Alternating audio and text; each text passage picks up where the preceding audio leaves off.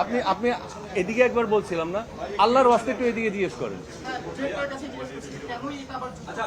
মানে আরিফিন শুভর এত ভালো অ্যাকশন থাকা সত্ত্বেও ওই জাতীয় মেশিন গানটা কেন দিতে হইলো,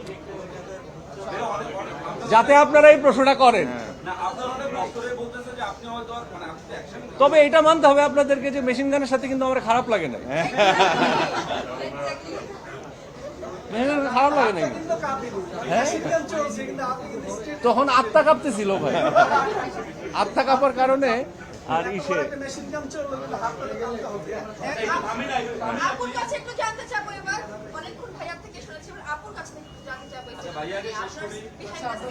না না না, প্লিজ প্লিজ প্লিজ প্লিজ, আমাদের আবার হল ফটো।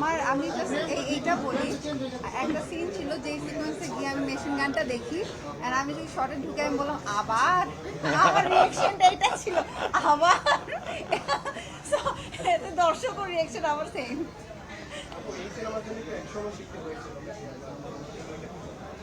ছবিটা দেখেন, দেখলে বুঝতে পারবেন। ছবি দেখা হয়েছে, দেখলে বুঝবেন। টুকটাক যেটা ছিল, তো যেটাই করবো ওটা চেয়েছি। মানে সামনে যে আমাদের একটা সময় ছিল, যদিও সেই এরাটাকে ভালো চোখে দেখা হয় না, আমাদের সিনেমার পুরনো মানুষ যদি থাকে তখন বলা হয়তো লেডি অ্যাকশন। তো সামনে আমরা বুঝতে পারছি যে মিম লেডি অ্যাকশনে আরো অনেক কিছু করবে, কারণ মিমের অ্যাকশন যে এত ভালো এটা আমারও জানা ছিল না।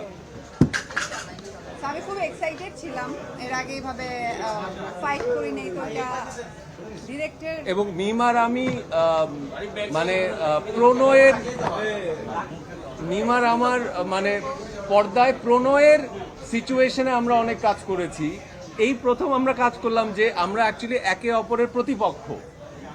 এটা স্পয়লার দিচ্ছি না, বাট এই যে প্রতিপক্ষ হয়ে মিম, বিকজ মিমকে সেই টেলিভিশনে কাজ করেছি, সিনেমাতে কাজ করেছি, বিজ্ঞাপনে কাজ করেছি, সবসময় আমার পাশের, আমার পার্টনার হিসাবে কাজ করেছি। কিন্তু এবার আমার প্রতিপক্ষর যে আদলটা, যেটা পরিচালক খুব সুন্দরভাবে নিয়ে আসছেন, আমাদের ধারণা স্পেশালি ইন্টারভেলে ওই ধাক্কাটা বোধহয় অডিয়েন্সে ভালো লাগবে ইনশাআল্লাহ।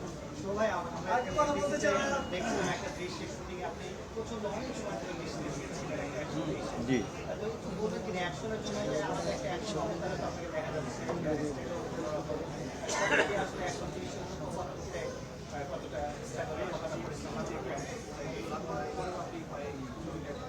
জি, ওই যে রিস্কি, যেটা একবারই বললাম, এই সমস্ত কিছুই আসলে ওই একটাই আশা যে দর্শকের যদি একটু ভালো লাগে।